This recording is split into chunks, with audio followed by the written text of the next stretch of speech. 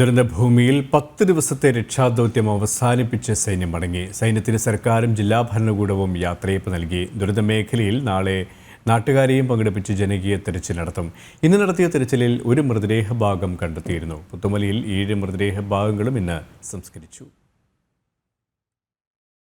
ദുരന്തഭൂമിയിലെ രക്ഷകരെ യാത്രയയച്ച് നാട് 10 ദിവസത്തെ കൈമേയ് മറന്നുള്ള രക്ഷാദൌത്യം പൂർത്തിയാക്കി മടങ്ങുന്ന സൈന്യത്തിന് സംസ്ഥാന സർക്കാരിന്റെയും ജില്ലാ ഭരണകൂടത്തിന്റെയും യാത്രയയപ്പ് 500-അംഗ സംഘമാണ് മടങ്ങിയത്. തിരുവനന്തപുരം, കോഴിക്കോട്, കണ്ണൂർ, ബംഗളൂരു എന്നിവിടങ്ങളിൽ നിന്നുള്ള ബറ്റാലിയൻ അംഗങ്ങളാണിവർ. ബേലിപ്പാലം എഞ്ചിനീയറിംഗ് സംഘവും ഹെലികോപ്റ്റർ തിരച്ചിൽ സംഘവും അടുത്ത നിർദ്ദേശം വരുന്നതുവരെ പ്രദേശത്ത് തുടരും. രക്ഷാപ്രവർത്തനം പൂർണ്ണമായും NDRF, SDRF, ഫയർഫോഴ്സ്, പോലീസ് എന്നീ സേനകൾക്ക് സൈന്യം കൈമാറി. അതേസമയം ഇന്ന് നടത്തിയ തിരച്ചിലിൽ ഒരു മൃതദേഹഭാഗം കണ്ടെത്തി. നാളെ ദുരിതാശ്വാസ ക്യാമ്പുകളിൽ കഴിയുന്നവർക്കുൾപ്പെടെ പങ്കെടുക്കാൻ കഴിയുന്ന ജനകീയ തിരച്ചിൽ നടത്തും. വയനാട്ടിൽ തുടരുന്ന മന്ത്രിസഭ ഉപസമിതി അറിയിക്കുന്നതനുസരിച്ച് തിരച്ചിൽ എന്നുവരെ തുടരണമെന്ന് തീരുമാനിക്കുമെന്ന് മുഖ്യമന്ത്രി പറഞ്ഞു.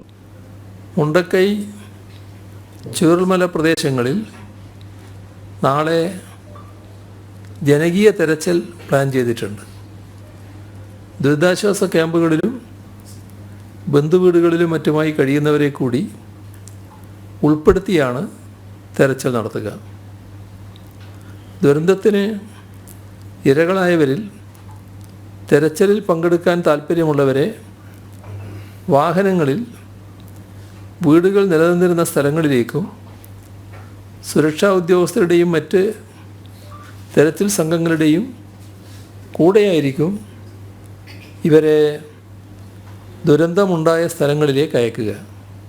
പതിവ് പോലെ ഇന്ന് വൈകിട്ട് പുത്തുമലയിൽ തിരിച്ചറിയാത്ത മൃതദേഹങ്ങൾ കൂട്ടസംസ്കാരം നടത്തി. 7 മൃതദേഹഭാഗങ്ങളാണ് ഇന്ന് സംസ്കരിച്ചത്. ജനം, വയനാട്.